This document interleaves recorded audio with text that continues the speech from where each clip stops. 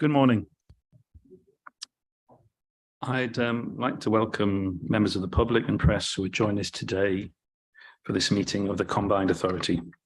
There are no fire drills scheduled for today, so if the alarm sounds, I will adjourn the meeting and we will all leave the meeting room by the doors to my left and make our way through the fire exit and external staircase. The assembly point is beside the car park at the far end of the building on the right.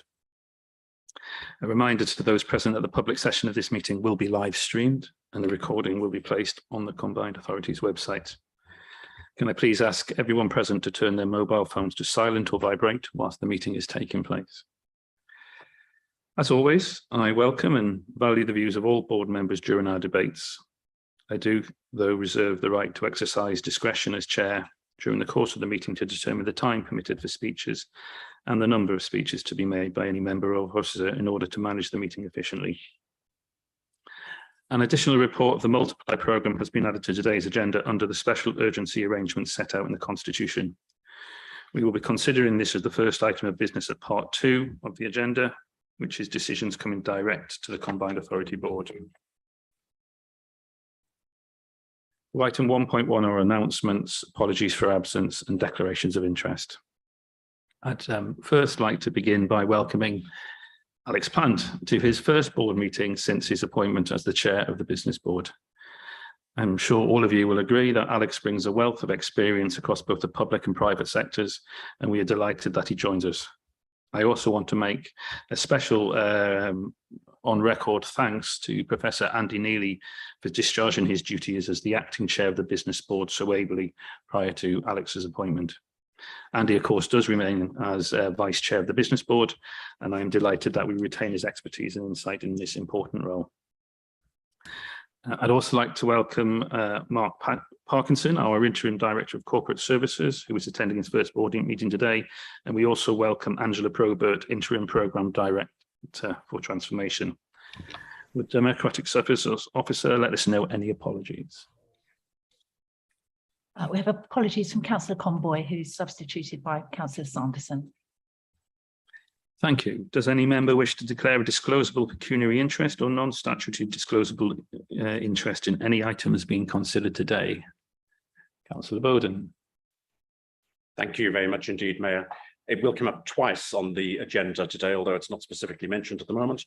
I do need to declare that I am a County Council appointed trustee of FACT, which provides the number 68 bus in Wisbech. Thank you. As always, the declarations of interest can also be made at any point during the meeting. Item 1.2 is the minutes of the board meeting on the 27th of July and the minutes action log. The public minutes of the meeting have been published on the Combined Authority's website, and the exempt minutes have been circulated electronically outside of the meeting. The full minutes are exempt from publication under Part 1 of Schedule 12A of the Local Government Act 1972, as amended, in that it would not be in the public interest for this information to be disclosed. Information relating to an individual, information which is likely to reveal the identity of an individual, and information relating to the financial or business affairs of a particular person, including the authority holding that information. The public interest in maintaining the exemption is deemed to outweigh the public interest in publishing it. If any member wishes to raise a question on the accuracy of the minutes only, can you indicate that now? And can you also specify whether your question relates to the public or the exempt minutes? Thank you, Mayor. Public minutes. Okay. It's minute 226 and the beginning of the second page of that. Give you an opportunity to find that.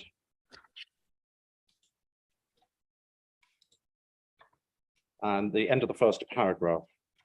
Now, what concerns me, Mayor, and I have raised this in advance of the meeting with the Chief Executive, so he is aware of this, what I'm about to say. What I'm concerned about is that the minutes not merely don't reflect what was said, but are actively different from what was said at the meeting. Now, this is to do with the number 68 bus, where I asked you if a report could be brought to this board meeting, and you said, and we have the advantage these days of having YouTube, so we can actually go back and get the detailed words which were actually said by everyone. And I'll give you the whole of what you said, and for the record, it's at point 19 minutes and 45 seconds of the YouTube recording for the last meeting. You can be assured that we have been informed by yourself. We are aware of it. I have asked my transport team to start looking into this as a priority yesterday. I think we need to come back to give you a proper written response, but also I'm happy for it to come back to the committee at the end of next month. Here we are at the end of next month. And what we find in the minutes is they've been changed. And they've been changed to say that you agreed that a report could be taken to the next meeting of the Transport and Infrastructure Committee, which of course is next month. And the words, if the service was to be terminated, have been put in.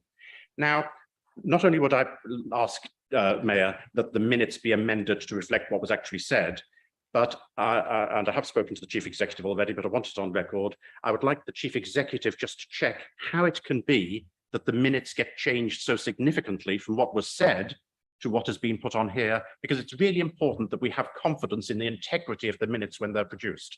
And I most certainly am not suggesting that Rashenda has been in any way responsible for this, because this isn't just an error. We know that minutes aren't meant to be a verbatim report. So can I come to the Chief Executive? Would you like to make a comment?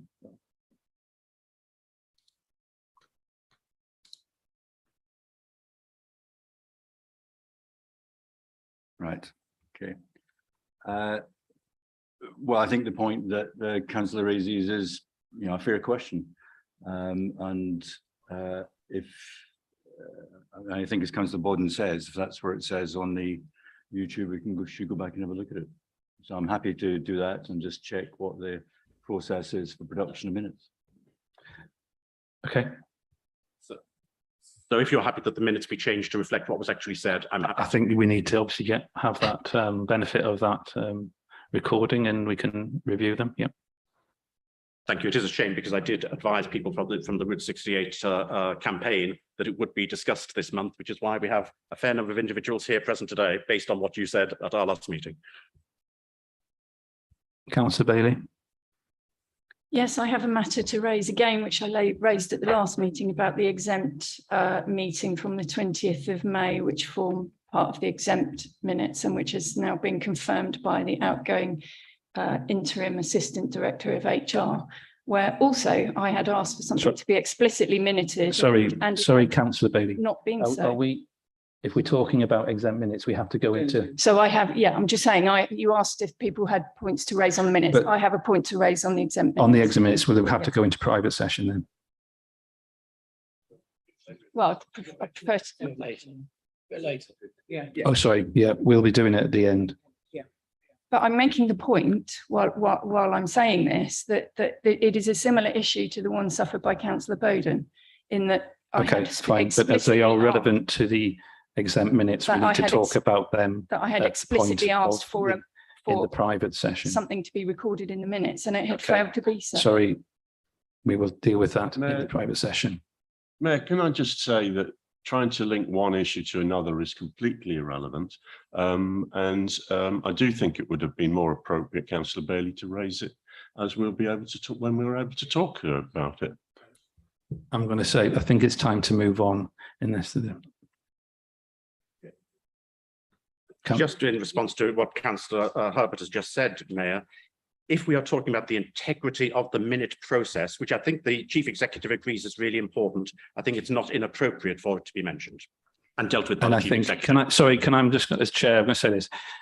As you have pointed out, we can always go back to video recordings, YouTube, whatever. If there is a problem, in terms of coming to a meeting and they feel that they haven't been fairly represented, I appreciate you maybe spoke to the Chief Executive. I actually feel that the job that is done in terms of what's put in front of us is actually incredibly accurate most of the time. On this occasion, you pointed out a thing that you want to change. Going back to what I said, the accuracy of the minutes, we will amend the accuracy of the minutes at your request. I don't think much, I'm ready to move on. Sorry, I want to move on because of the well-being. Okay, is it regarding the accuracy of the minutes? Okay. Can we just move on because okay, on this occasion, Councillor Singer. I think it's extremely important to make clear that the parallel that Councillor Bailey has drawn between her comment and Councillor Bowden's is an incorrect parallel, because for Councillor Bowden, he is referring to something which was recorded on a YouTube video. There is unsurprisingly, no YouTube video for an exempt meeting that was held in private session, and therefore there is no parallel between the two cases. Thank you. Okay, good point made. I'm going to move on.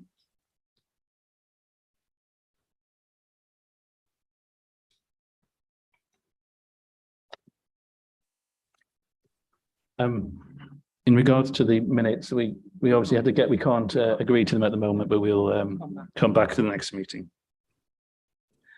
Item 1.3 is petitions. We've received no petitions this time, so we will move on.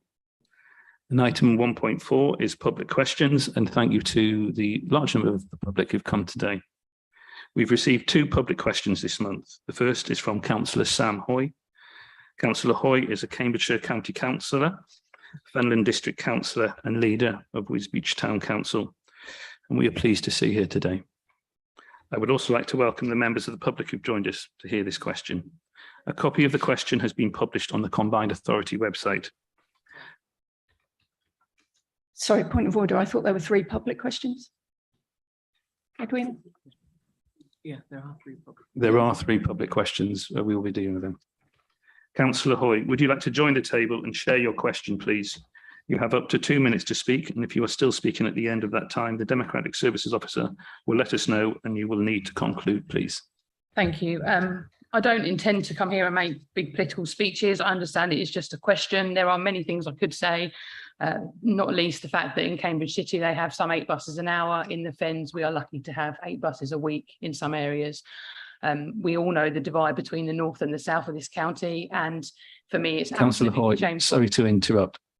Can we have the question? I'm literally nearly at the question. I was just going to make the point. It's very shameful that people that claim to help the poor and deprived never seem to when they have power.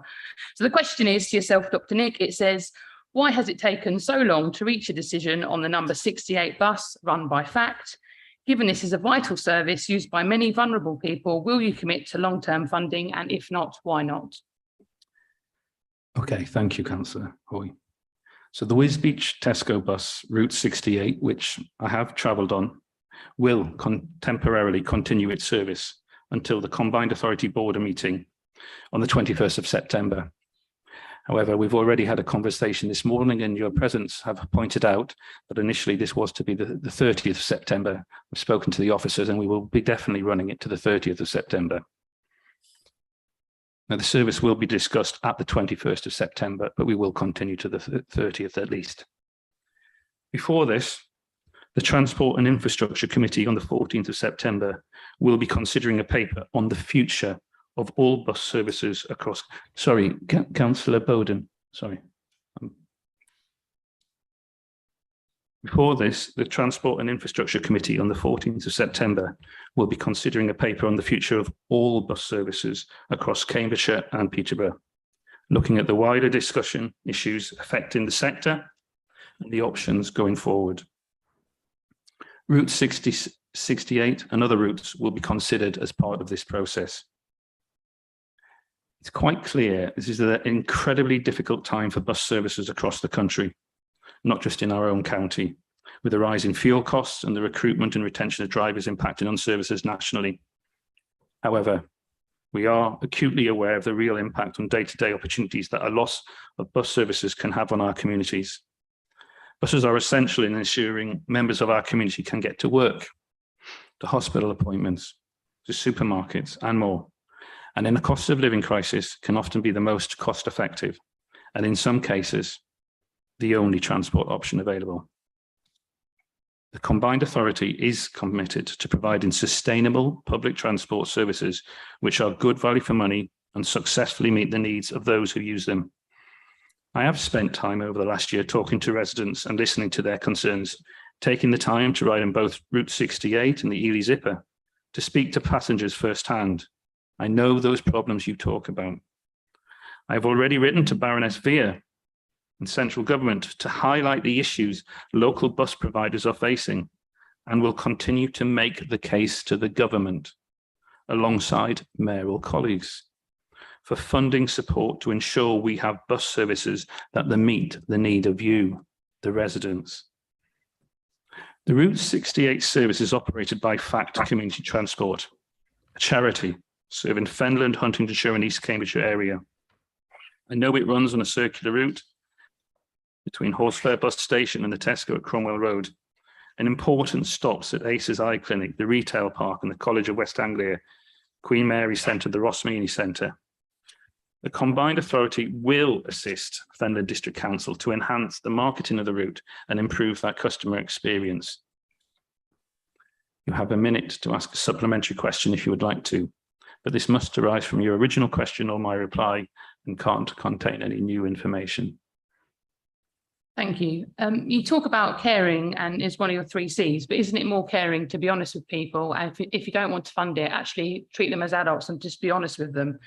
You also mentioned. Sorry, is that the question? No, it's. That's one question. Well, not really. Sorry, no, that was a question. That was a question. You said I had 2 minutes. With respect, you said I had No, minutes. I to ask said, a sorry, supplementary Councillor question. Hoy. I said, Okay, that's fine. If you want to cut me down, then that's fine. Councillor That's Hoy, fine. you It's asked me, really good you published. did.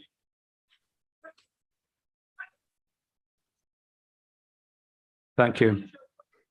I don't need the reply because it's not worth hearing. Thank you. From the public, thank you. The second question is from Councillor Bill Hunt of East Cambridgeshire District Council. Councillor Hunt, you also have up to 2 minutes to ask your question.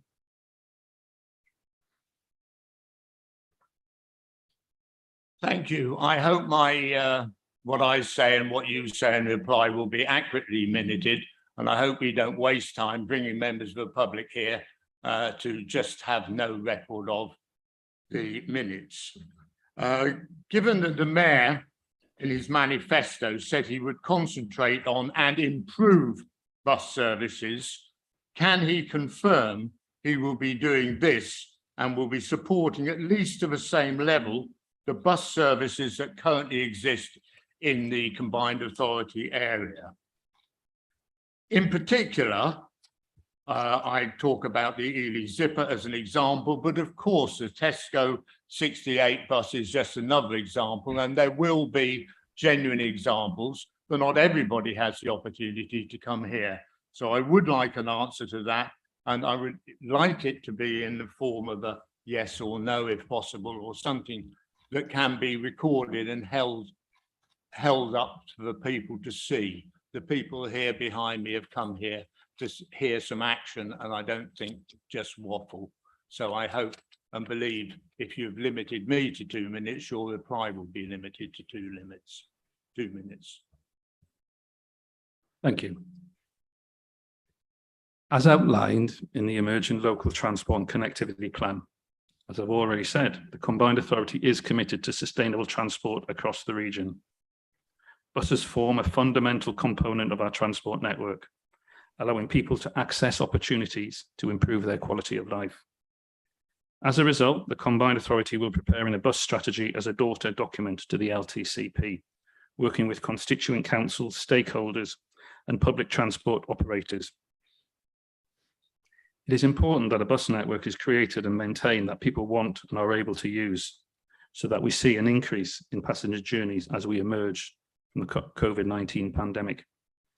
It is proposed that this is done by improving the quality and reliability of bus services, so that people can get to more destinations quickly, comfortably, safely, and affordably. However, in the short term, as you know, there remain a number of challenges that need to be addressed. And as outlined in the previous question, the Transport and Infrastructure Committee on the 14th of September will be considering a paper on the future of bus services across Cambridgeshire and Peterborough, and looking at the wider issues affecting the sector and options going forward. The Ely Zipper and other routes will be considered as part of that process. This is a very difficult time for bus services across the country, not just for the Combined Authority. We've already mentioned a rise in fuel costs and the scarcity of drivers. However, I am acutely aware of the real impact on day-to-day opportunities that losing a bus service means. The Combined Authority is fully committed to providing public transport services which are good value for money and successfully meet the needs of those who use them. You have a further minute to ask a supplementary question if you would like, but again, the Constitution states this must arise from your original question or my reply and can't contain any new information. I would like the Mayor to confirm, I did write here, no waffle, please, but can the mayor confirm that he will support the Ely Zipper and look to expand the service, or will he allow the services to be cut in conflict with his manifesto commitments? And I would also ask all the members of the board to make sure that this organisation behaves in an ethical and honest way, not just waffle and then no action. I think it's beholden on all the members of the board to hold the mayor to account, because it's clear what the people want. Thank you. Councillor Hunt, you did write to me. I've actually got the email that you sent to me, and I actually do fully support the idea of the Ely Zipper, and ideally Ely Zipper too.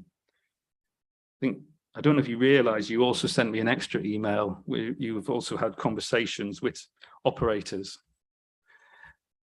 It's important we liaise with operators. We need to understand those businesses, but we have to be very careful about using bus service as a political tool, or indeed using the language. I hope that gives a bit of ammunition to get at the mayor. Look, we need to work together. I've got correspondents, I've got officers who are determined to offer bus services for all across the whole of the community. I don't like any prospect that people are going to get a reduction in the bus service. Work with me, work with the board, please. I have tried to work with you, and so far it's produced little fruit. What I'm here today with the people I'm with is to try and get you to produce some action, not just waffle. So please, can we have some action? We have spoken, and of course it's essential that I deal with the bus operators, and I will continue to do that, because I'm not going to wait for everything to be funneled through the combined authority, which seems to take a particularly long period of time. Thank you. Thank you, Councillor Hunt. Oh, there's a third question. So the circumstances are. Sorry, I'm just going to pass this over to the monitoring officer in regard to there is a third question. Yes, so the circumstances are that the third person has actually put their question on the council's website, but unfortunately it didn't get to me. The other two questions were emailed to me directly, but I have spoken to the mayor this morning, who would allow the question. However, the response will be in written form, as we only found out about the question this morning. Thank you, Mayor. And my apologies for that. We'll be looking again into how we can make sure that those things get to us in a timely manner. Thank you. Graham, Mr. James.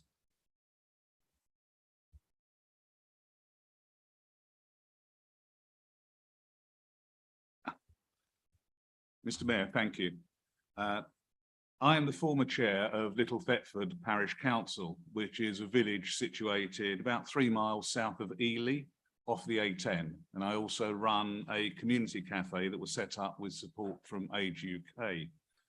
Over 50% of our residents are aged over 60, and many of them rely on the Zipper bus service to get to Ely and neighbouring villages. This reliance is due to not having their own vehicles and concerns over cost of living and climate change. As Mayor, you have clearly stated on many occasions that your priority for bus market reform is to improve bus frequencies to ensure that all Cambridge residents can get to places quickly. How does that equate with the proposed removal of support to the Ely Zipper and significant changes to service in neighbouring villages? If these proposals are carried forward, they will have a significant negative impact on local residents for whom this is a lifeline and an essential service. Thank you. As I was explaining, and thank you for your time earlier on when we spoke, you need a proper written answer. So I'm not speaking too much off the cuff. I will make sure that comes to you at the earliest opportunity, and it'll be on the website. Thank you. Sorry about that. Thank you.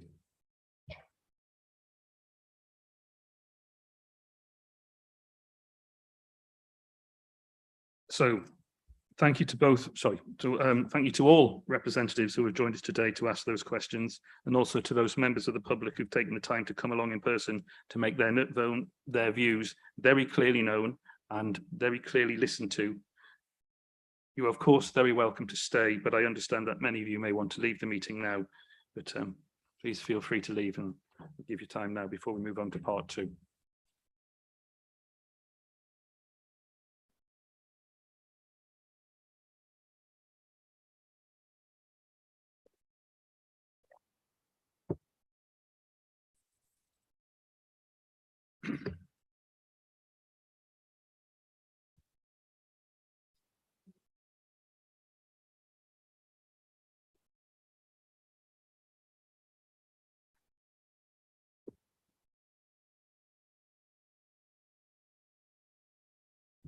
Okay, so part 2 of the agenda relates to combined authority decisions.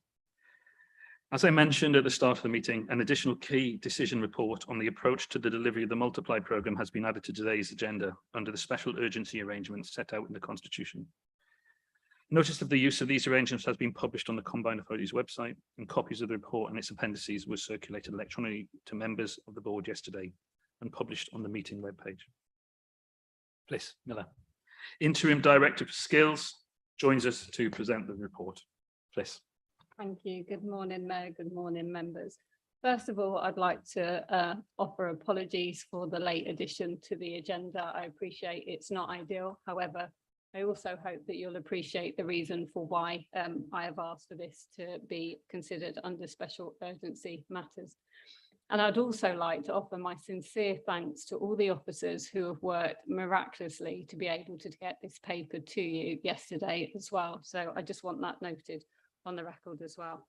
So as already notified, this paper has been added in accordance with the special urgency procedures. You may recall that the investment plan for the Multiply programme was approved at the CA board in June and then also endorsed at the Skills Committee in July. The paper you are receiving today was scheduled to be considered at the Skills Committee on the 5th of September and then also subsequently ratified at the CA board on the 21st of September. However, the Department for Education has since notified the Combined Authority that the grant funding agreement is expected this week, and for us to receive payment in September to enable delivery, it needs to be completed and signed by the end of the week. This paper therefore requests the Combined Authority to accept the grant funding agreement for Multiply programme, which is circa £4 million, to approve the funding allocations outlined in the paper, and to delegate authority to enter into and sign grant funding agreements with our providers. You may recall that Multiply is part of the UK Shared Prosperity Fund, and its primary objective is to improve the levels of functional numeracy in the adult population by providing a flexible funding programme that provides additionality to our current AEB funded activities. The investment plan outlines the activity to be funded via the grant, both from the menu of activities outlined by the Department for Education, but also some additional off-menu activities, which will be most appropriate to our local area and meet our regional need. So therefore, the allocations of the funding have been taken forward by the team. And you'll note that in the paper, it talks about the grant funded providers. A formula has been used based on previous performance of our providers. And then we have also completed a comprehensive procurement exercise to allocate a number of contracts to independent training providers. The board are therefore asked to consider the recommendations and also to approve those. I'm open to take questions. Thank you.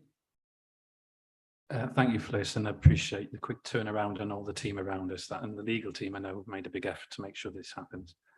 Councillor Bowden wants to ask a question. Thank you very much indeed, Mayor. Unfortunately, the appendices aren't actually on the agenda. This is on the CPCA agenda. What is on there are the report back from the meeting which took place in June. So those appendices which give the detail, I'm afraid I'm not able to read at the moment, and I can't get access to it on the phone. But from what I remember of it, I was concerned. We only had well, little more than 12 hours to look at this.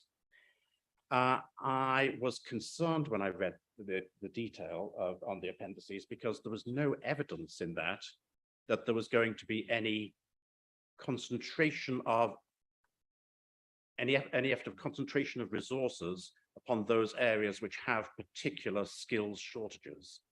And when I looked at the particular allocations of money, where it was possible to see the geographical allocation, it did seem to be biased away from those areas which have got the greatest need.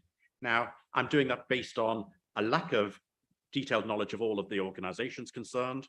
And also, I have to admit that I've had very little time in which to look at this. And I do appreciate it. My understanding is this is going to be going to the Skills Committee on the 5th of September anyway for more detailed consideration. May I ask between now and then that care is given and calculation is done to show that this money will be directed more towards those areas which have got the need rather than towards those areas which haven't got as great a need, because we do have a massive difference in skills across the combined authority area. And that difference, that inequality needs to be addressed. And there's no mention of this, as far as I could see, no mention of that being addressed at all within these papers. Thank you, Mayor.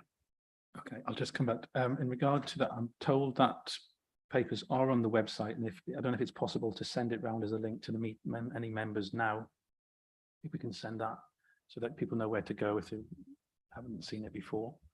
Fliss, Councillor Bowden makes a very important point about the need to reduce inequalities in terms of access to these opportunities. Can we have some reassurance and answer that question, please? Yeah, very much so. And sincere apologies. If you do have access to the appendices, you will see that there is significant analysis looking at the wards of which there are most need within each of the local authorities. And it's noted, I'm just looking at the appendices now, noticing that 54% and for Fenland and 51% of Peterborough residents have lower numeracy skills than the national average. And so therefore that data has been considered in taking forward the plans for how we are delivering the numeracy programme. So yeah, please be assured that it is at the forefront of mine and my team's delivery plans and programming that we make sure people with the most need are served through this programme. Really grateful for that answer, and Yeah. entirely appropriate, and I fully accept the numbers which were given. But what I'm saying is that there is no evidence given to us about how the spend is going to match that analysis. And that is the commitment, those are the numbers I would like to be able to see. And I fully accept you can't give it to me now, but it would be really helpful for the 5th of September if that analysis is made available in terms of the outputs rather than just looking at the need. Yeah, that's noted. The papers have been published, so it will have to be a verbal update, but we can have that discussion. I think it goes without saying, Councillor Bowden, that every single one of the members around the table, we would want to make sure that all the monies are spent where it's needed most. And I agree with you completely about that. And I know that the team are dedicated to that. We put reducing inequalities across the strap line of all our policy development. And this couldn't be even more clear cut in terms of the skills agenda. And I particularly thank Fliss for all the work she's done on this. Thank you. Thank you, Mayor. I'm completely happy with that and with a verbal report at the Skills Committee. Thank you. Okay. Alex Plant, your first question, an important thing for the Indeed. business. Thank you, Mayor. And Fliss, just a question really, I mean, in a sense, I understand the urgency of this is that without this, we potentially lose the ability to deploy this £4 million towards the numeracy objectives you've got.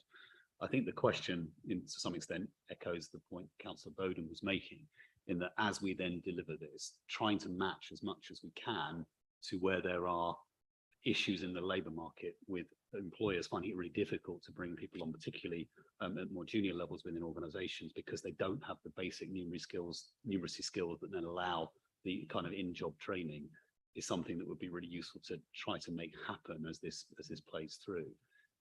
Is that something we can try to ensure we do in line with our kind of broader work on skills and the employer link into into Yeah. the delivery of this programme.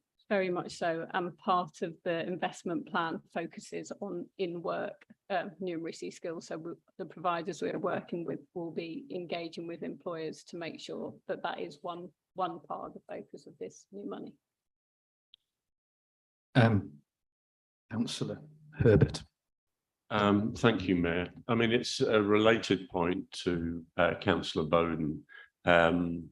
Although I do think that on programmes we have to also evidence impact and how much we achieve. But I fully subscribe to the need for a discussion leading into the Skills Committee to look at tackling inequality.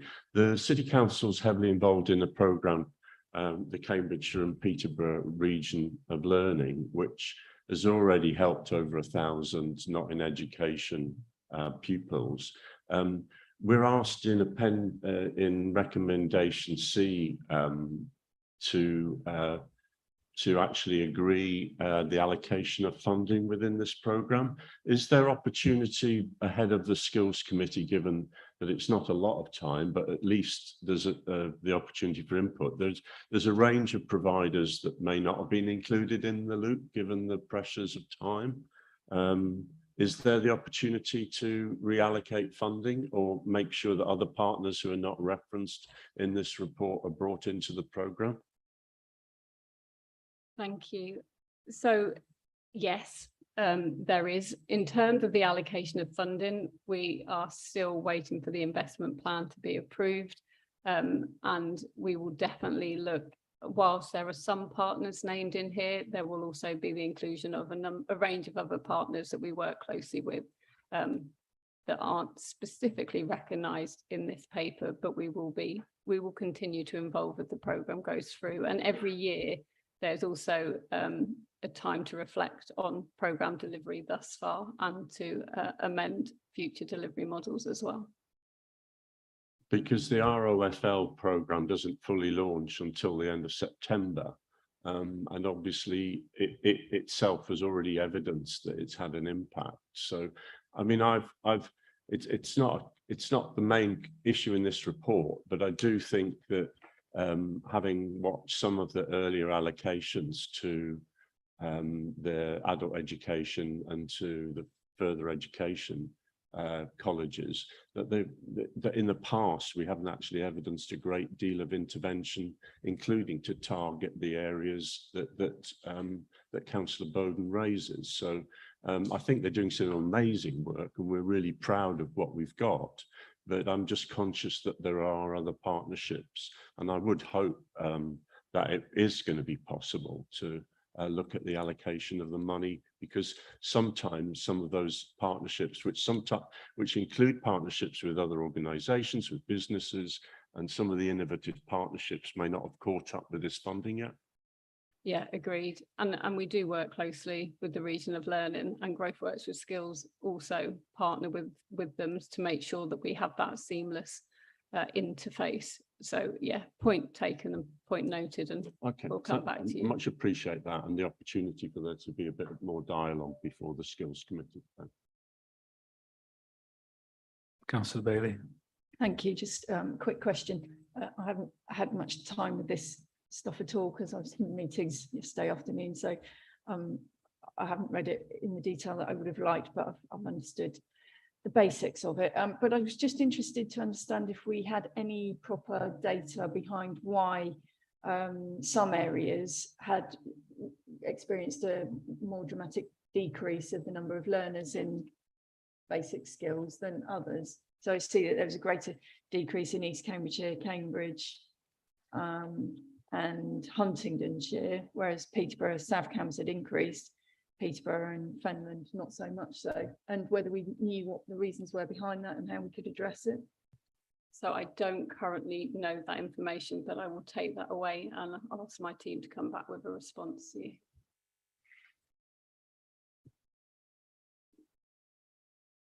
Okay, I can't see any more indications of wanting to speak. So once again, place for the report. We will move to the vote. We'll have to move the recommendations. I'm moving a recommendation from the chair. Do I have a second? I would be from Councillor Singer as lead for skills. Now we can move to the vote. Those in favour?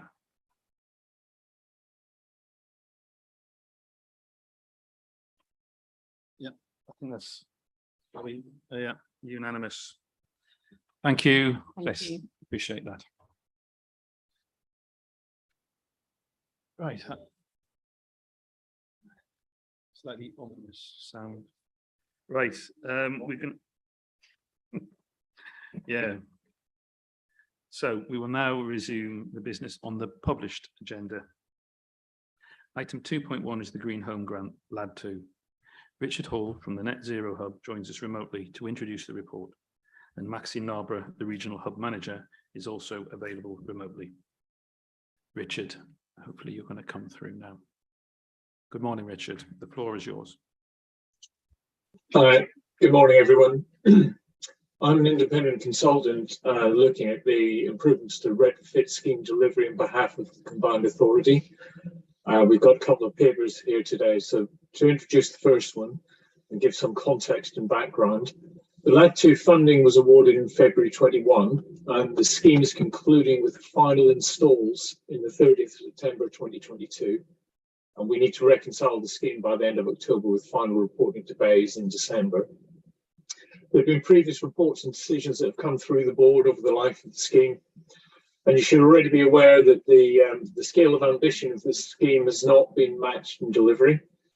The initial setback of not being able to procure delivery partners and installers has been very hard to recover from. And this and other barriers to delivery, they're not unique to this scheme and the delivery of the scheme here. They're reflected in the experience of others delivering this scheme and in previous schemes that have been run nationally. The project has taken an approach to continue to build delivery capacity with an expectation that this will bring benefits for future schemes and for the supply chain and stabilising the supply chain in the region. And this is starting to show now in the start-up of the delivery in the next scheme, the Sustainable Warmth Scheme. We have to pay attention to our duty in managing public money, and where we are in the life cycle of the scheme, the decisions in this paper are now very timely and relevant. We're going to continue to manage as much delivery as possible within the scheme across the 136 local authorities who are participating. And despite reducing our forecast for outturn as part of the recovery planning, which has dropped to between 16 and 24 million, which is only 20 to 30% of the initial bid, we've been careful to ensure that any reduction in funding is not a constraint on our ability to deliver. But we must also be clear that the 24 million at the top end of the forecast is unlikely. We've used it as a way to ensure that we're not constrained and we reserve the enough funding from BEIS so that other factors will be what constrain our delivery, the amount in the pipeline, how many installers we've got, and turning the handle as fast as we can. And whilst this has been a difficult journey for the delivery team, we're now in a position to close the scheme out with a realistic view of performance and the important lessons to take forward into future schemes. And we've also improved our relationship with BEIS as the sponsoring body and aim to keep this improvement going for future schemes. As a way of introduction, that's all I'd like to say really on LAD 2. Thank you.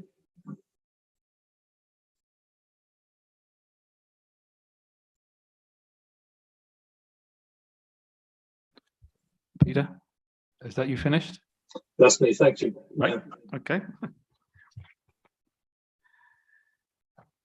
I'm moving the recommendations from the chair, so I'll need a seconder. Councillor Herbert. Now to open the report to debate by the board.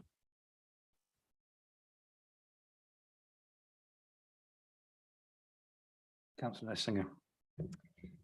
So I think all of us are very sad that this scheme hasn't achieved more than it has been able to. I'm very grateful to the team who've been, to Richard and Maxine for all the work that they've done, establishing really clearly what we are going to be able to achieve and what we are not going to be able to achieve. And I think it's incredibly important that we have clarity about that. Richard is right. We have a responsibility, if we're not going to be able to spend the money, to make sure that it goes back to be spent by other people and in other places, because actually the aims of this scheme are absolutely crucial, and they are more crucial now than they have ever been. The cost of living crisis, which is causing enormous anxiety and concern to households right across, and businesses actually right across the country, is much more extreme than I think any of us could have anticipated. And therefore the need to retrofit and make sure that our buildings are not leaky and are as energy efficient as they possibly can be is more crucial than it has ever been. So it is extremely disappointing that we haven't been able to achieve more of that over the past 18 months. But it is also really important that if we are not going to be able to achieve it, we make sure that we hand the money back so that it can be spent in other places. So I'm grateful to Richard and Maxine. I think this is a disappointing position to be in, but nevertheless, the decisions we are being asked to make are the right ones. Thank you.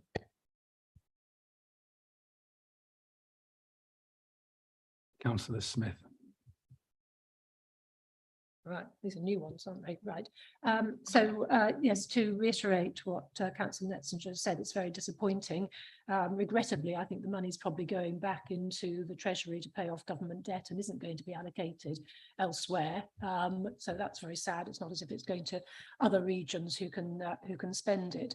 I do think, though, that thinking ahead, that we as the combined authority need to have some discussions between ourselves about what we can do outside of government initiatives like this, which actually have a really poor track record of delivering on their original aspirations, about what we can be doing within Cambridgeshire and Peterborough to be retrofitting our housing stock. So, you know, let's not just rely on, you know, government handouts and so on. Let's have a conversation about taking control of some of this ourselves. And that would obviously include close working with our business board representatives and the business community, all sizes of company. Councillor Bowden.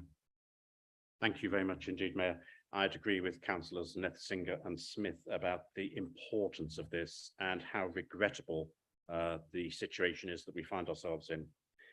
And both with this and the next agenda item that we're going to be dealing with, we have reports from other parts of the country that they haven't had the same level of difficulty that we appear to have had in the administration of these monies. And it worries me immensely about our reputation with government and with BEIS, and for the matter DLUC, that such large amounts of money end up being having to be given back to central government because we can't manage to spend them ourselves. And yes, there are difficulties, there are problems, but why we should be worse than other parts of the country has never been explained to me adequately. To have already given back 22 million, now to be being asked to give back another 33.35 million of the original 79.35 million, that makes a total of 55.35 million. And we're told the 24 million which is left is at the top end of what we might be able to deliver. So the likelihood is that there'll be even more money which ends up having to be given back than we're being told here. Now, in reputational terms, it is appalling. And there seems to be very little inward looking within the combined authority itself to explain why we've ended up quite in the situation we're in as opposed to other areas of the country. Now, we know some of the reasons, of course, that there has been such a large, there have been so many vacancies that we've got within the organization as a whole, that it's made it very difficult over the last 15 months actually to achieve many of the core functions that we're meant to achieve. We understand that's going to be definitely part of the problem. But the lack of introspection and the lack of understanding about why our performance is that much different from some other parts of the country, I find very disappointing. Thank you, Councillor Bowden. Alex, Mr. Platt. Thank you, Dr. Nick. It's a question really, because I'm coming new to this, so apologies for my lack of background in it, but my understanding from the papers, and in a sense, my question perhaps refers to this and the forthcoming agenda item as well, is that we're administering on behalf of many, many local authorities across the whole of the South East. So what would be really important, I think, is to understand and share some of these concerns about, wouldn't it have been good if we could have utilised this? It would obviously have been better. but how much of that return applies to the Cambridgeshire and Peterborough area for both this and the next item would be an important thing to understand. So if someone could give me some assistance on that, that would be helpful. There is some references to that in this report in paper 2.12, less than 2 million. I mean, that's 2 million, less than 2 million, whatever is too much. And just to echo everybody, I share frustrations, reservations, knowing that the Combined Authority has not delivered as it could have done, and maybe this compares to other areas. Undoubtedly issues around capacity within our organisation at a senior level and sort of ambition. But I talk about introspection. I spend all my time introspecting. I know we have the benefit of a world-class chief executive who's working with new appointees to deal with this, and I know Peter, who's on this call, is very well respected by BEIS, and the fact that we're turning it around, it's a slow oil tank of a problem, but we are turning it around.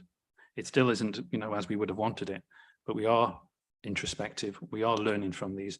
And as I say, as Councillor Smith has highlighted, looking forward, getting a pipeline of work, making sure that we are training up people in the local areas. And maybe on this occasion, we were trying to run before we could walk in terms of taking on huge responsibility, almost 50% of the country. You look back on that now and say that was a mistake. But we learn from those, and that's introspection. I'm going to go to Councillor Bailey and then Councillor Herbert. Yeah, thank you. I think we probably need to do less introspection and more outward looking and working with partners and seeing who is doing it successfully and copying what they're doing, frankly. I just noted from the Lord Callanan letter that government is basically saying, they've identified that they may prefer removing delivery from our hub to a more centralised delivery. And I wondered if officers had any more information about that and whether they could comment on that, whether that's happening and what then are going to be the alternatives for my local authority in terms of accessing future funding and delivery. Peter? Sorry, Richard. Richard, I think Peter almost somebody else. Richard, my apologies. This is quite right. I realised you'd renamed me about halfway through the last piece.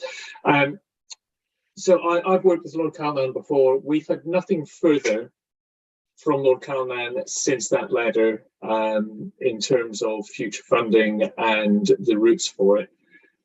Government's always considering new schemes. We're at a particular point in time where it's very hard to get government policy committed. Maybe next week that'll be an easier thing to achieve.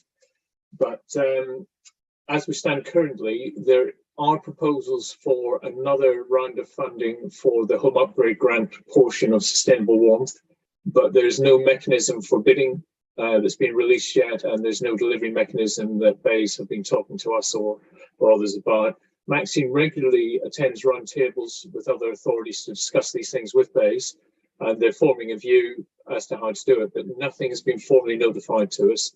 And not to put too fine a point on it, the trail's gone very, very cold over the last few weeks.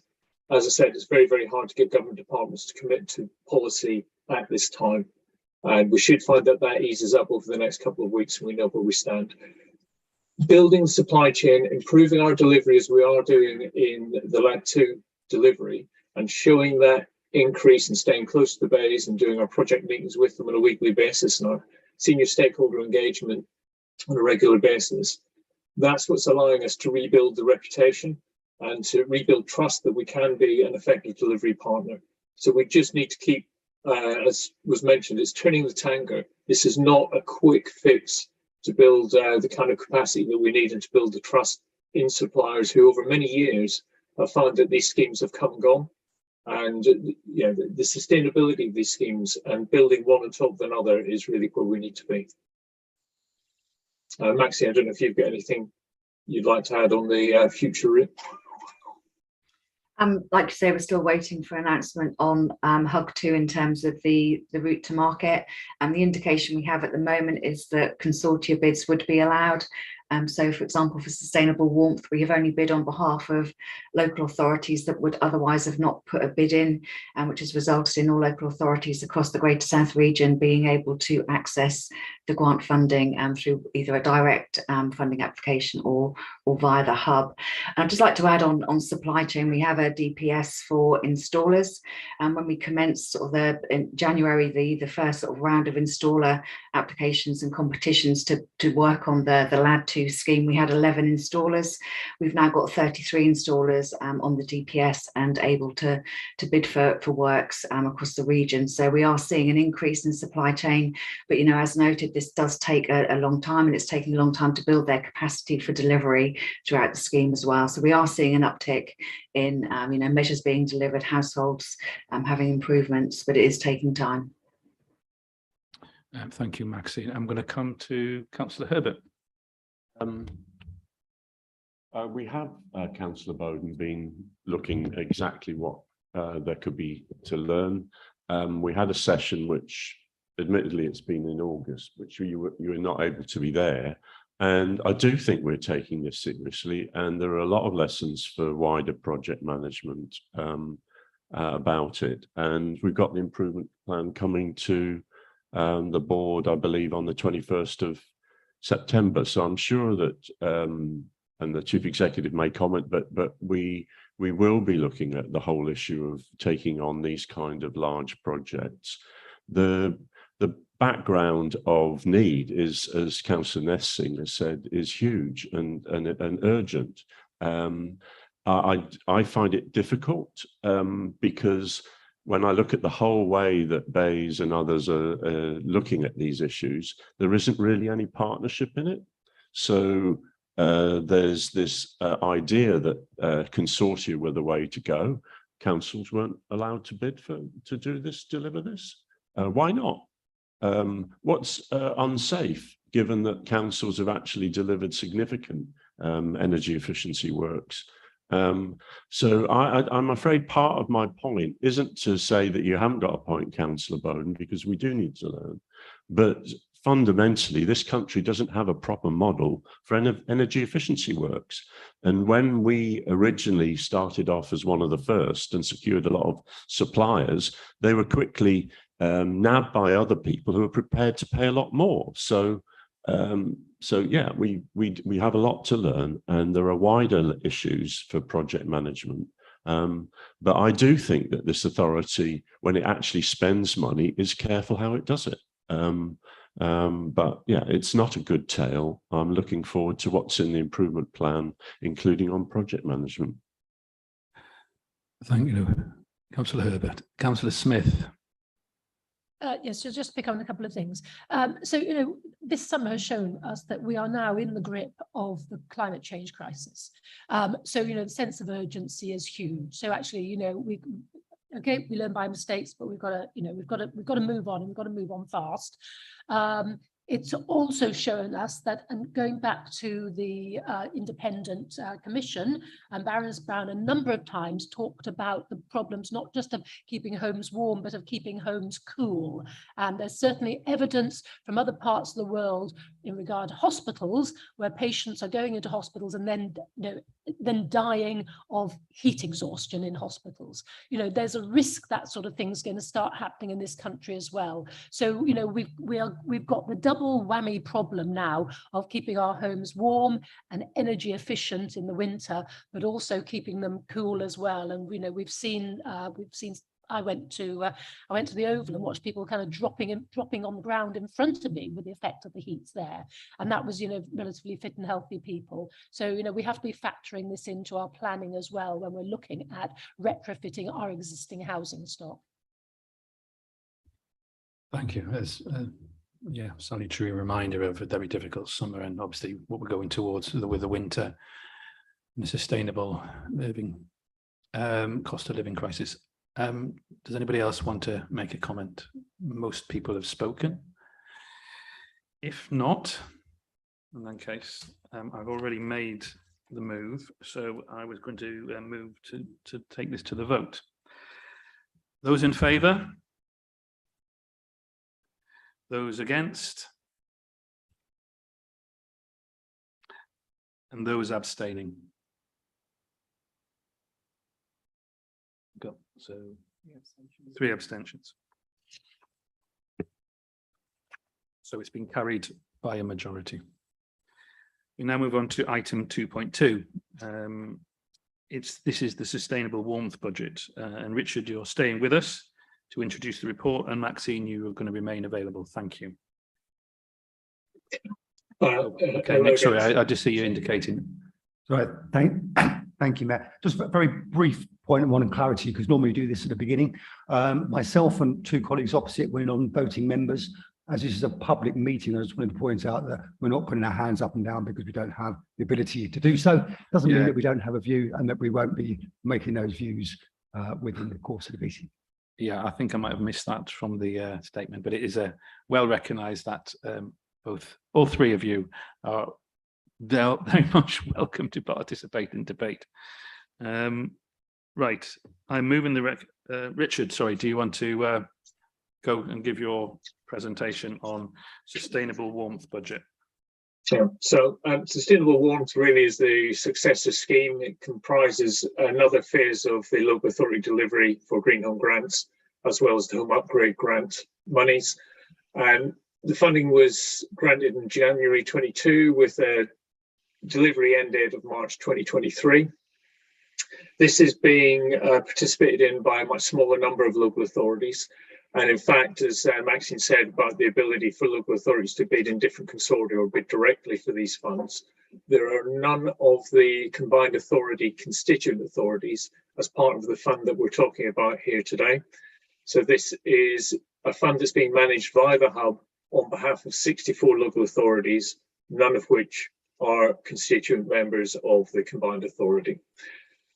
The supply chain issues that we had from the LAD2 scheme that we're now getting over, that led to delays in startup of the sustainable warmth scheme. So if you don't have the supply to deliver, you don't take in more referrals for another scheme that's delivering over a longer period of time and make people wait longer. We've tried to offset poor customer service and a long list of complaints about poor customer service and delays by delaying the startup of the scheme. It does mean that we're now 50% through the time frame for the scheme. We've submitted a midpoint review to BEIS, and we haven't really started any delivery.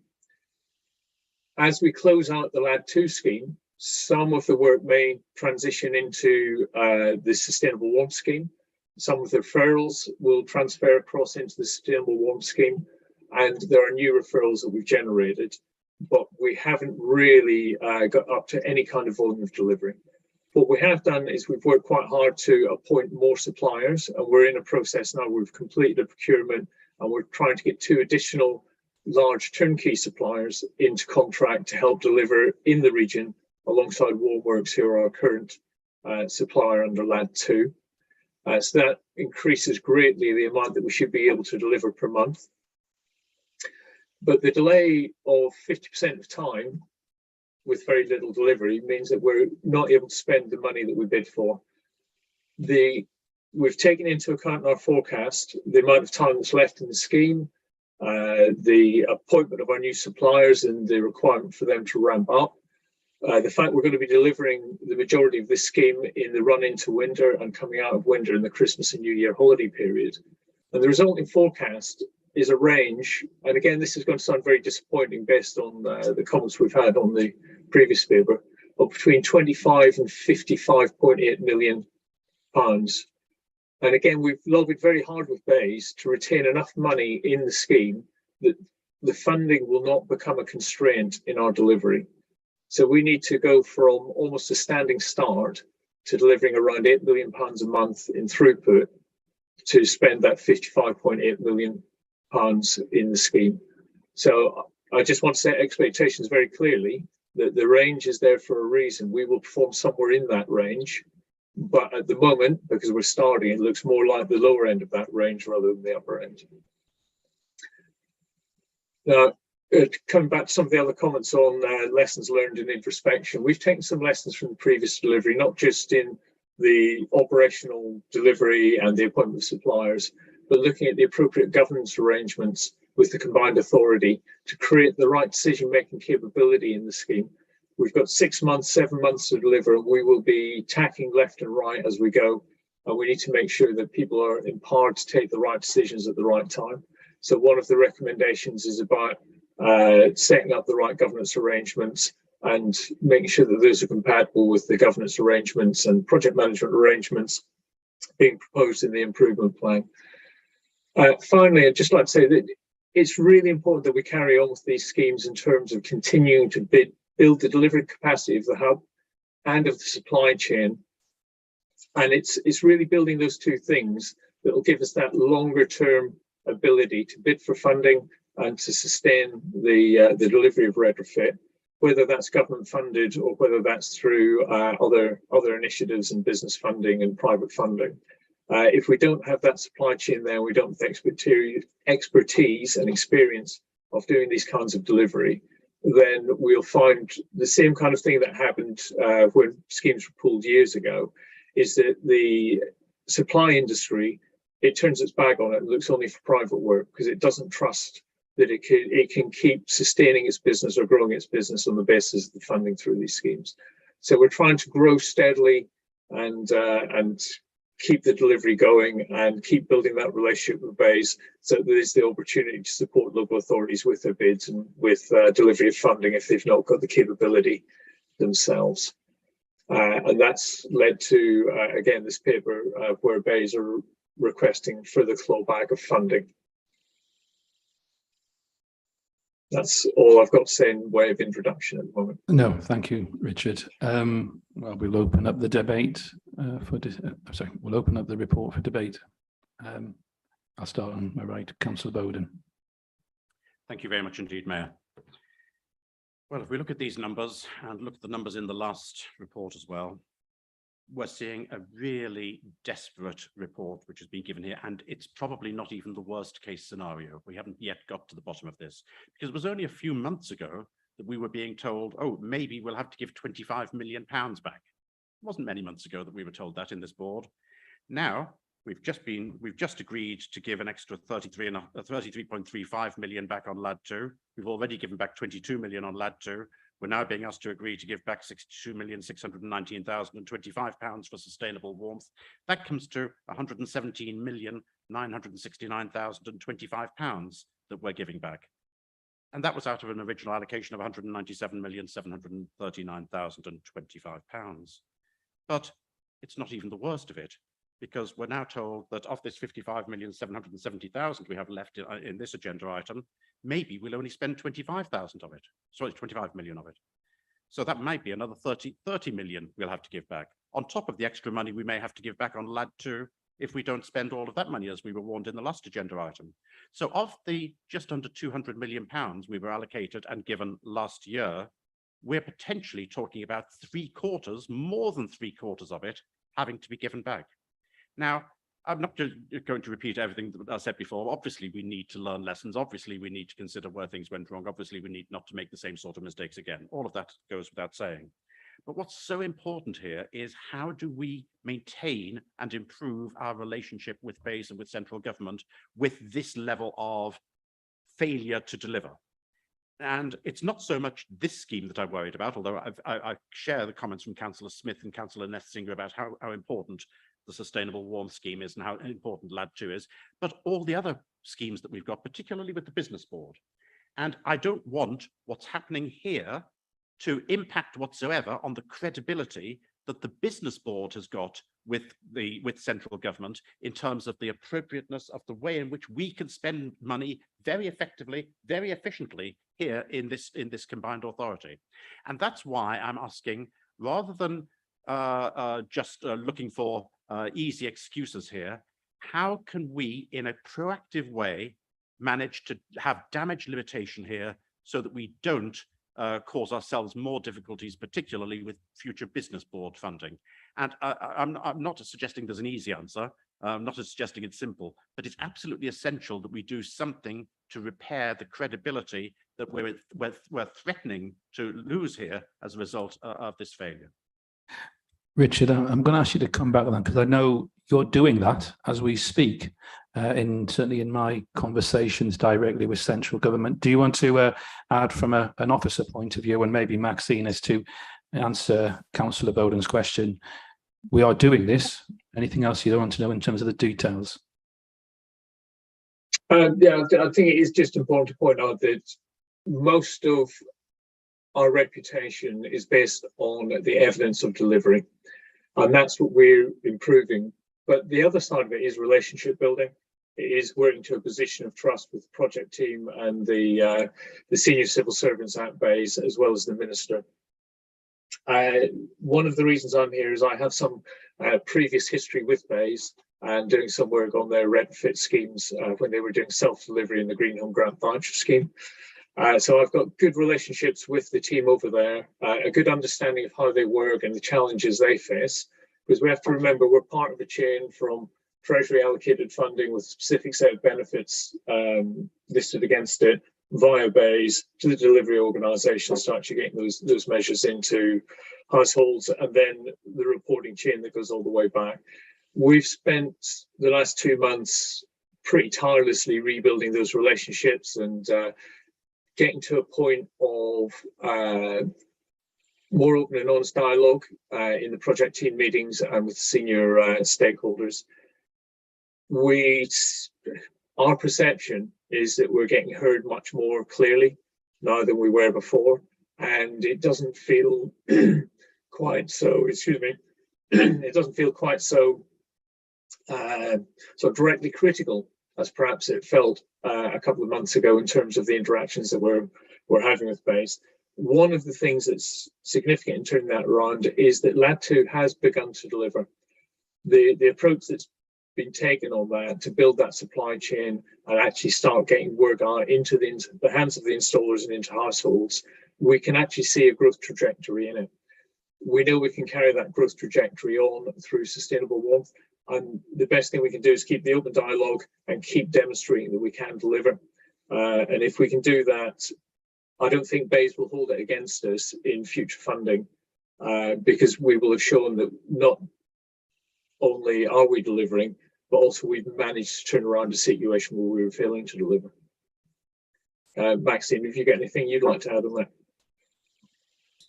No, nothing further to add. Thank you, Richard. Thank you for that reassurance. I'm going to come to Councillor Bailey and then Alex Plant. So Councillor Bailey. And Thank you. Just a question. I think I'm right in saying that it is possible to ask other authorities to deliver stuff, that you can use third-party delivery partners, and that you can ask other local public authorities to deliver things. To what extent have we tried to do that? And to what extent are we still trying to do that? And has that borne any fruit? And are we going hammer and tongs after that in order to make sure we're not facing another round of giving back yet more money? do you want to come back on that, Richard? Maxine? Happy to come back on. Yeah, so in terms of other local authority delivery, it was an offer for all of our LAD2 delivery partners. That was an option they could go for, self-delivery through a grant funded agreement. That has also been an option in sustainable warmth. And we only have one local authority consortia, which is Surrey, that are seeking to deliver through consortia and grant funded agreements. As Richard mentioned in his opening, we've applied for sustainable warmth for 64 local authorities, and they were local authorities that didn't have capacity or capability to bid themselves. They haven't got the internal resources or the procurements to deliver. So we are acting as delivery partner on behalf of those local authorities. So really working with those with the least capacity and capability to self-deliver. But as I said, the option has been on the table for grant funded agreements, and we have used that model through LAD2. Thank you, Maxine. Alex Plant. Thank you, Mayor. So 2 points. One is, again, just my understanding that it's a much wider programme, which is the 62.6 million in the paper. The quantum that's returned for Cambridgeshire and Peterborough, I think in this particular instance is negligible, if I've read it right, but we could get confirmation on that particular issue. Then the key questions for me are the ones that were discussed by Richard and raised by Councillor Bowden, because it is about how for came from Peterborough specifically and the combined authority, we both built confidence with Treasury, with DLUC, with Bays on the government side. But Richard, picking up your point about avoiding there being a loss of confidence from the supply chain in particularly the combined authority as a procurer, seems to me to be the really critical thing in this program and in future programs, because that is where we will be able to learn from some of the issues that obviously haven't gone as well as one would have liked to see in this particular instance, but to avoid that problem in the future. So you talked really reassuringly about some of the work you're doing with the government bodies, which is really helpful.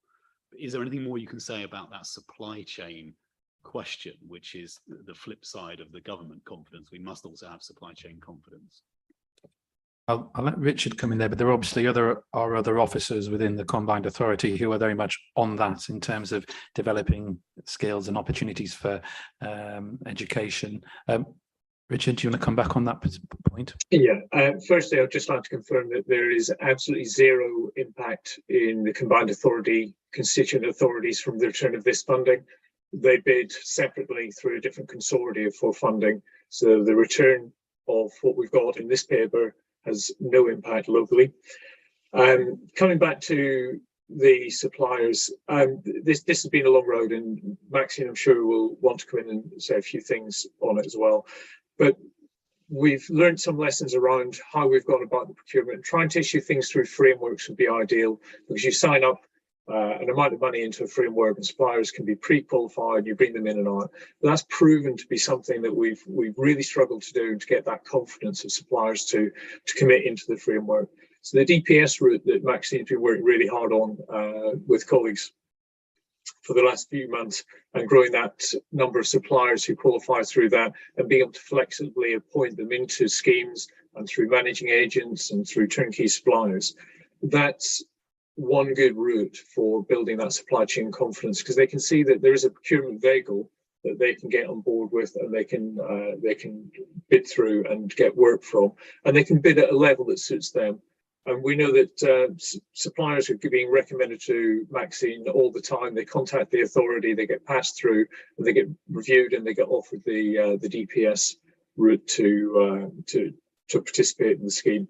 We are very, very keen for any qualified supplier and suppliers who want to take on subcontractors where they will provide the guarantee on the work to get involved in this and to up the volume of delivery.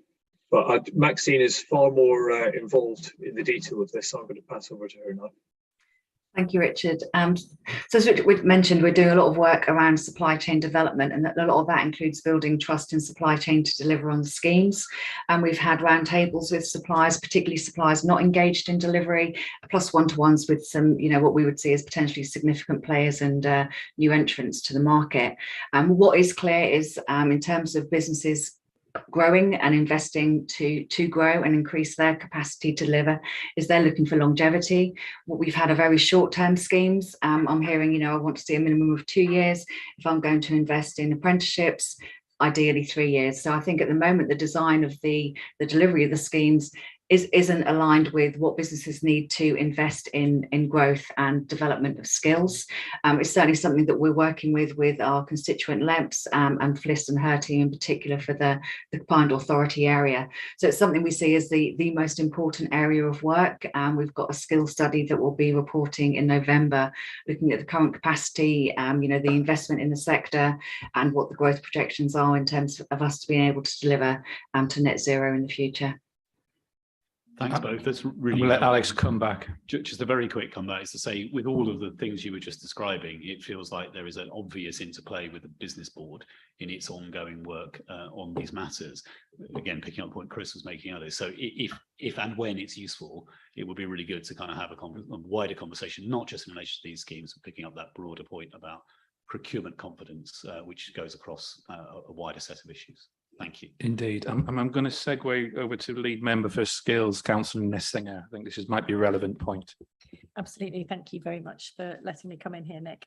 So I just wanted to pick up on the points that you were making about supply chain, Alex, because there are some things in the paper which indicate some of the other work that the combined authority is doing, which are outside of the of this programme, but highly relevant to it. So at 2:15, it talks about the capital projects that we've got at the College of West Anglia and Peterborough College, which are absolutely part of trying to take that long-term approach to making sure we've got the skills that we need to be able to increase and grow that supply chain, because that's clearly a major part of the problem that we've got. So it is something that we're looking at. Obviously, working with colleges to train people is not going to be a short-term thing. And just picking up the point that Maxine made about the scale of government, the timeframes for government funding on this, we definitely do need to have that long-term approach to making sure that we've got the skills development coming through. Unfortunately, some of the government schemes are not helping us with that at the moment, but as a combined authority, we are looking at that in different ways, and I'm grateful that Fenland District Council and other areas have been using some of their LUF money to go towards those projects. A point well made. Thank you, Councillor Singer. You've been waiting patiently, Councillor Smith. Thank you. I just want to pick up on the comment about governance, that you know, we're working hard on sorting out the governance arrangements. So my question is, were the governance arrangements for LAD 2 not kind of transferable into this?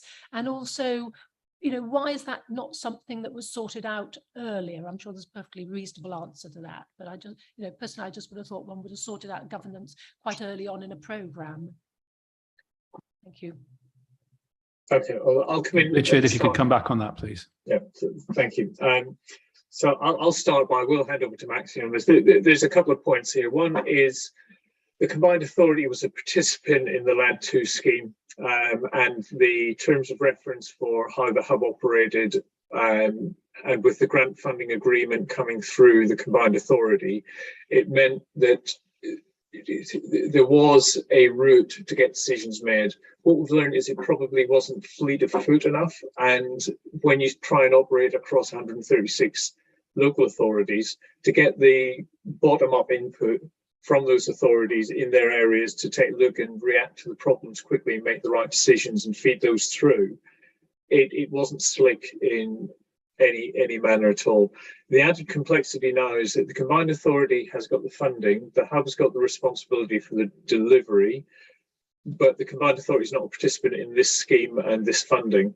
So we're looking at the establishment of delegated authority into the Net Zero Hub to allow them to make the operational decisions that are necessary to drive the project tactically. And this is alongside BEIS having issued a new draft memorandum of understanding for how they want to interact with hubs and the work that they want hubs to do. So that's kind of at the top level, but I'd like to bring Maxine in for her comments on that. I think as Richard said, you know, we started with the LAD 2 programme was an allocation of funding to each of the 5 hubs in the country, and we had 136 local authorities, many of which were continuing to deliver their LAD Phase 1A and Phase 1B schemes. So there was a lack of capacity for the local authorities to engage in the delivery of LAD 2. So the governance was very much, you know, we went to the board, hub board, to give them updates on progress, but then to the combined authority board for decisions. With sustainable warmth, we've got less local authorities, and through the delivery model with additional delivery partners, we can actually break down our sort of stakeholder engagement into more manageable consortia, which will allow a sort of a single project board to be able to feed into that decision making. So we've actually got a manageable number at 64, which is still greater than any of the other local energy hubs in terms of numbers of local authorities, but we can certainly implement a different governance structure in sustainable warmth with the available capacity of local authorities to actually engage, which we didn't really have in LAD 2 across the piece. I can see some quizzical looks here. Councillor Smith, do you want to? Well, I mean, you've tried really hard, but I'm really sorry I didn't understand that. So I mean, so what I've got is that there was no clarity over where the actual decisions on spend were taken with LAD 2, and you've simplified it. You're simplifying it for this, but it still sounds extraordinarily clunky and difficult. Yeah, and you know, so my problem is that, you know, we've got to get this money out, but we don't seem to have the means to make the decisions to spend it. So it seems to be that needs to be sorted out sooner rather than later. And my apologies for not being intelligent enough to follow what I'm sure you made very clear. I think the point's been made, and we're obviously going to have to come back to this in some considerable detail again for all of us. Thank you.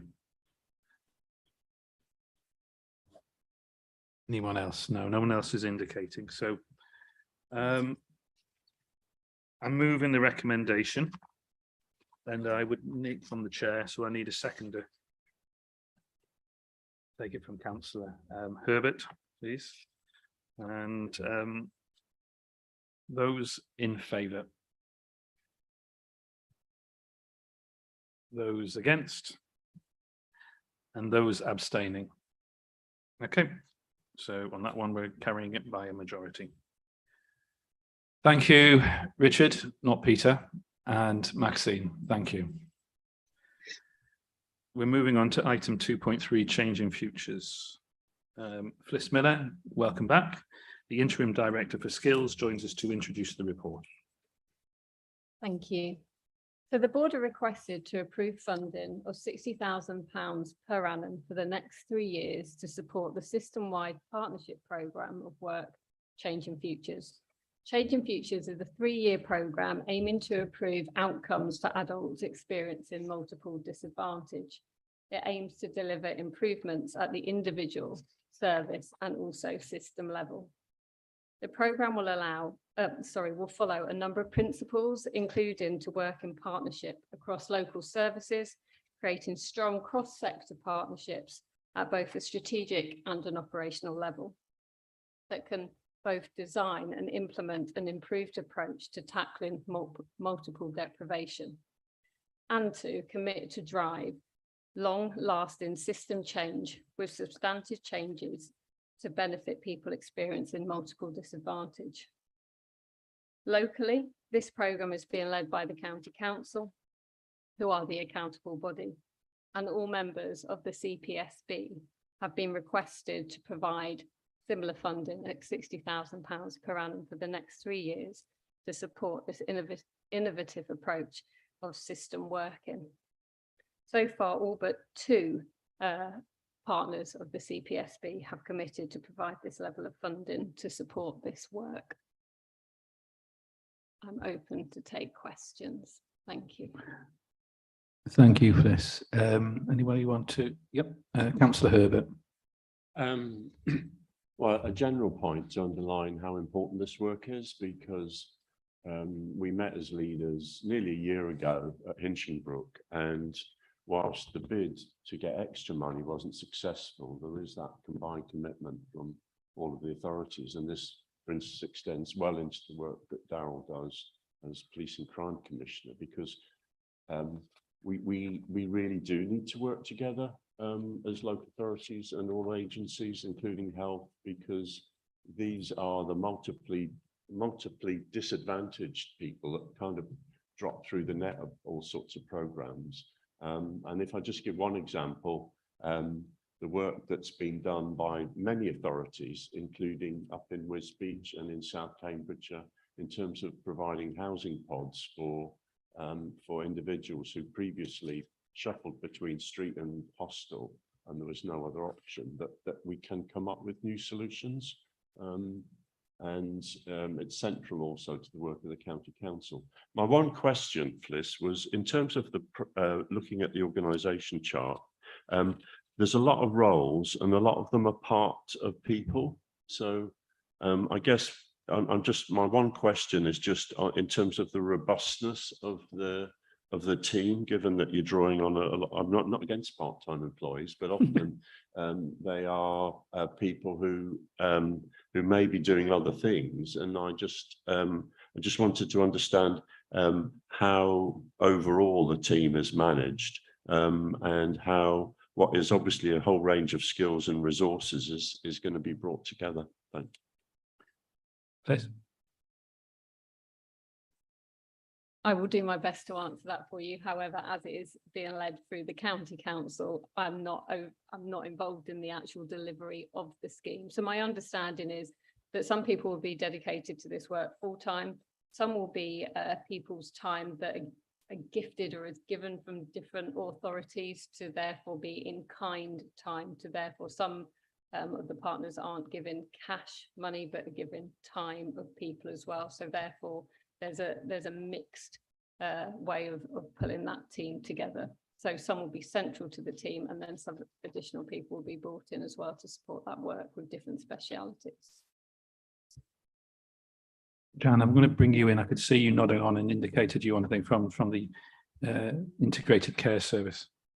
Yeah, so firstly, I mean, we're hugely supportive of this piece of work. It's been discussed now a number of times. I think what we need to be really careful of is make sure that we're measuring the outcomes. And that's come up a few times today because it is a lot of money that we're all putting in. And as you say, some people aren't putting in cash, they're putting in the resources to get the work done, which is just as good in my view. So, I mean, we are incredibly supportive of this, but we do need to keep measuring the outcomes of these because these pots of money that we're spending quite a lot on these vulnerable people is really important. And quite frankly, I'm more interested in should we be putting more into these vulnerable groups? And I want to know how we can prove that. From frequent users, certainly of health services. And I would also include a thank you from the Integrated Care Partnership. I know I've been invited and Fliss is involved in looking at digital exclusion and how that translates into health inequalities. I think it's a perfect example why as we go forward around the geography of Cambridgeshire and Peterborough, aligning ourselves closely, not just with our constituent board members, but looking at, you know, the Police and Crime Commissioner, the Fire Service, and indeed yourselves as Integrated Care for Health, that we can get better outcomes across and most importantly, demonstrate that willingness across many organisations to collaboratively work together. So thank you for that. Councillor Bailey. Yeah, just wanted to briefly say I totally support this. I think it'll be a really good addition to the way that we work at East Cambs District Council, where often these people turn up, you know, our housing and community safety team, you know, because loss of housing is definitely a symptom with many people, you know, facing multiple issues at one time, and that's the way they turn up through our doors. And I think having skills as part of our way that we work holistically with people to try and help support them through all of the underlying issues so that they can, you know, sustain a tenancy or their housing situation has got to be a really good thing. So I think if this achieves what it's setting out to achieve, it will be really excellent. Councillor Bowden. Thank you very much indeed, Mayor. I support this proposal. I hope it will be successful. In fact, I expect it will be successful because there is every reason for it to work. And I think that Jan was entirely correct when she said that the key here, and what we've always got to keep our eye on, are the outcomes. And it's very easy for us to measure inputs, and sometimes it's much more difficult to keep track of the outputs. And I think that having that as an integral part of the whole process is very important indeed. I have a different point to make, and that is as much for the Chief Executive as anything else and what he's going to be bringing back to us in the future. The amount involved in this 60,000 a year is not an insignificant amount of money, but when compared with many of the other things that we deal with, it's a relatively small amount. It's a fairly uncontentious, although very interesting project, and I just wonder whether projects of this sort of size and this nature are most appropriate to come to this board for approval rather than going through a committee process. The last two items we discussed had values which were 3,000 times as great as the annual value of this one, and I just wonder whether sometimes we're not getting the best use of the board by not necessarily concentrating on those things with the greatest value or where our input is really needed. I think no one's going to object to this at all, and I'm very happy to support it. Thank you, Mayor. It's a fair point, but I think we all need some good news sometime. Anybody else want to make a comment? Okay. In that case, moving the recommendations from the chair, and then we're going to take seconder as the lead member for skills, Councillor Nessinger. Moving to the vote. Those in favour? And we have those again. Yes, we're unanimous. So thank you, and thank you again, Fliss. Item 3.1 is the forward plan for August. It's the forward plan is updated regularly and published on the Combined Authority website. Are there any questions? In that case, we will move to the vote. I'm moving the recommendation to approve the forward plan for August. Do I have a seconder from my deputy? Okay, that's Councillor Herbert.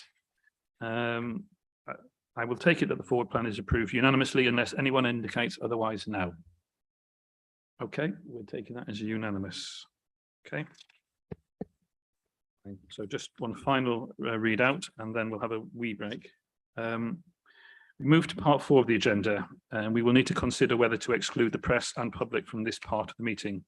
I move that we resolve that the press and public be excluded from the meeting on the grounds that the report contains exempt information to Part 1 of Schedule 12A, the Local Government Act 1972, as amended, and that it would not be in the public interest for this information to be disclosed. That is, information relating to an individual, information which is likely to reveal the identity of an individual, and information relating to the financial or business affairs of any particular person, including the authority holding that information. The public interest in maintaining the exemption must be deemed to outweigh the public interest in its publication. Do I have a seconder? I'll take Councillor Smith this time, maybe. Councillor Smith. Those in favour? Are we unanimous? Okay. Okay, carried unanimously. I will shortly declare the public meeting closed. At that point, the meeting will adjourn. The live stream will end and everyone other than board members and those required to support the exempt discussion must leave the meeting room.